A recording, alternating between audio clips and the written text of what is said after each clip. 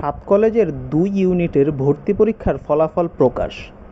ঢাকা বিশ্ববিদ্যালয় অধিভুক্ত ৭ কলেজের কলা ও সামাজিক বিজ্ঞান এবং বাণিজ্য ইউনিটের ভর্তি পরীক্ষার ফলাফল প্রকাশ করা হয়েছে। মঙ্গলবার ১৪ মে ভর্তি সংক্রান্ত ওয়েবসাইটে এ ফলাফল প্রকাশ করা হয়েছে। ভর্তিচ্ছুরা নিজেদের রোল নাম্বার ৭ কলেজের ভর্তি সংক্রান্ত ওয়েবসাইট থেকে দেখতে পারবেন। এর আগে সরকারি ৭ কলেজের ২০২৩-২৪ শিক্ষাবর্ষে আন্ডার গ্রাজুয়েট প্রোগ্রামের কলা ও সামাজিক বিজ্ঞান ইউনিটে ১০ মে এবং ব্যবসায় শিক্ষা ইউনিটে ১১ মে ভর্তি পরীক্ষা অনুষ্ঠিত হয়। সকাল ১১টায় শুরু হয়ে এ পরীক্ষা শেষ হয় বেলা ১২টায়। চলতি বছর ইউনিটটির প্রতি আসনের বিপরীতে লড়েন মাত্র ৩ জন ভর্তিচ্ছুক।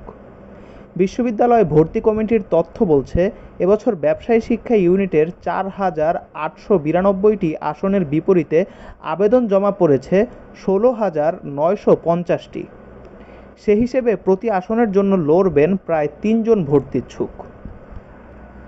পরীক্ষার নির্ধারিত সময় থাকবে ১ ঘন্টা। ভর্তি পরীক্ষায় পাস নম্বর ৪০, অর্থাৎ ৪০-এর কম নম্বর পেলে তাকে ভর্তির জন্য যোগ্য বিবেচনা করা হবে না। তবে ভুল উত্তরের জন্য কোনো নম্বর কাটা যাবে না।